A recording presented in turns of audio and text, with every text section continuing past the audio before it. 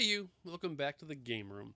So if you've been living under a rock, you may have missed all the hubbub about the Polymega, a CD-based emulation system that uses modules to become a cartridge-based system that's been in development for a bit, tied to a wonderful amount of controversy. These discussion pieces concern the promise and removal of FPGA technology, an admittedly rough beginning in social media circles, and a severe, if understandable, use of radio silence when it came to general updates.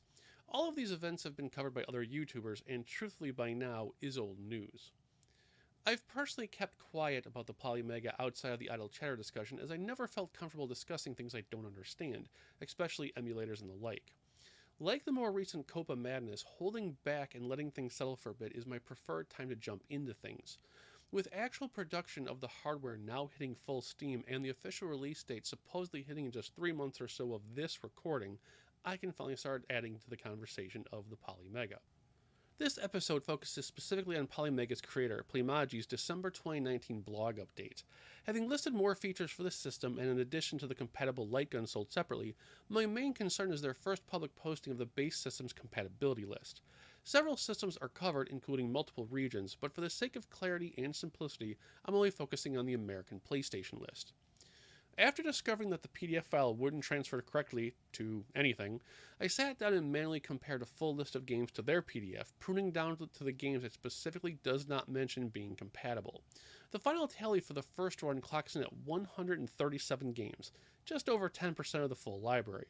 Now, in Playmaji's own words, the other 90% of games work, quote unquote, out of the box with the Polymega, which is where I'll start my observations. Emulating the original PlayStation is nothing new, with Sony having physical emulation last all the way through the PlayStation 3, plus digitally supported on the PSN, PSP, and Vita. Computer users have enjoyed a variety of emulators throughout the years, which could be altered and modified to the user's deepest wishes. One of those emulators is used inside the Polymega, Mednafen.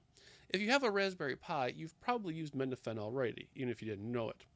The focus here is that according to the Polymega team, titles that were not compatible on the PlayStation 2 and 3 run fine on their emulation box, and that's a big deal.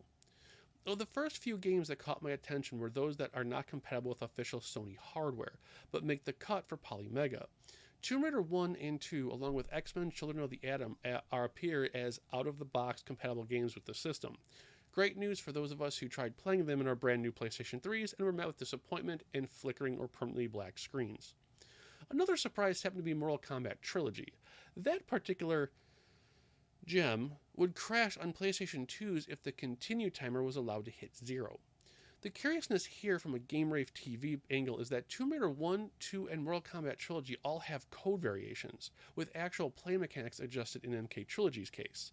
I tried every Tomb Raider 1 variant I have in my PlayStation 3 and all of them hung at a black screen, so it'll be interesting to see which version they use to confirm it working on Polymega, and if it holds true for the other variants. What really caught my eye is that something may prove a dastardly foe for a near-perfect compatibility run, and that's the Sinister 7 group. 7 games discovered to be missing on Polymega's list, as well as being incompatible with the PlayStation 2. Barbie Race and Ride, Destruction Derby 2 and Raw, Fighter Maker, Monkey Hero, Star Wars The Phantom Menace, and shockingly Super Puzzle Fighter 2 Turbo. In Playmaji's own words, even a minor defect that doesn't affect gameplay might keep the game off the compatibility list. Basically, only games that worked flawlessly in testing made the initial cut. The important detail here is that some of these games don't necessarily suffer visual issues, but hardware ones. According to public submitted evidence, both Destruction Derby games cannot access the memory card ports on certain model PlayStation 2s. This same issue applies to Crazy Ivan, which is on the compatible side of the Polymega. Considering all three are related to Psygnosis, hopefully whatever makes one work will help bring the others forward. It's a crazy idea, I know. Those thoughts aside, we as a gaming public are finally being given a contextual starting point for valid opinions on the Polymega.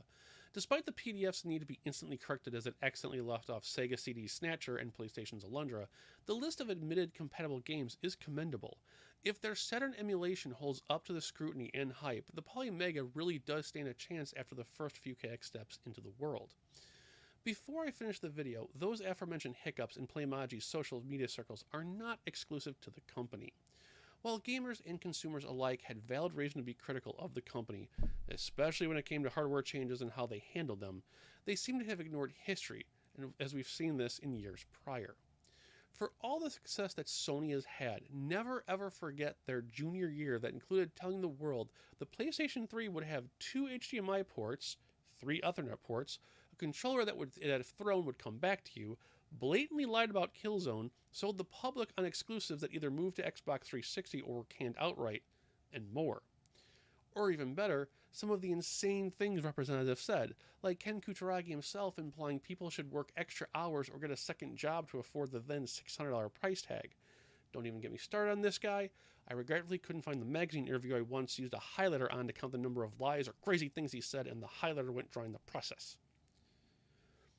The point is, despite all the meme-worthy comments and cringeworthy moments of their hardware reveal, Sony eventually weathered the storm and provided a console that delivered some amazing new experiences, as well as supporting the old ones. Having weathered a pretty impressive backlash storm and now revealing their hand, I think the Polymega and Playmaji have a chance, especially with the Neo Geo and the 16-bit CD-ROM games. From my own needs and want of the system, it delivers. I like simple. I like stupidly simple. Tossing the actual games I own into an actual disk drive feels right. Let the system take care of things. Having scrubbed through the compatibility list, I finally officially pre-ordered the Polymega base unit, and if it's up to snuff, I'll snag the TurboGrafx 16 module as well, and it'll be pretty much set. With the system now pre-ordered, Playmaji announced an early access program for pre-orders. If chosen from the applications, those selected would receive their units early in exchange for helping with final beta testing before the worldwide launch. Since I have the full set of everything I'd play, I plan on applying for the early access. If chosen, and if there's no NDA from preventing it, I plan on sharing my full experience with you from day one in a sort of blog format, from opening the shipping carton in real time to raw reactions, joys, and concerns as we head towards launch. There are several features I'd like in the Polymega that Playmaji has confirmed as currently non-existent, but those will be discussed in real time with the system. Alright guys, that does it for this episode, and the supposed Q1 of 2020 launch for the Polymega is just around the corner. With already having the majority of things I'd buy, it feels nice to finally have something truly new to dive into, for better or worse. I leave you to your eventual Christmas gifts and holiday parties. Be safe, have a great week, a great holiday, and I will see you next episode when we discuss the top 10 or so games of 1999.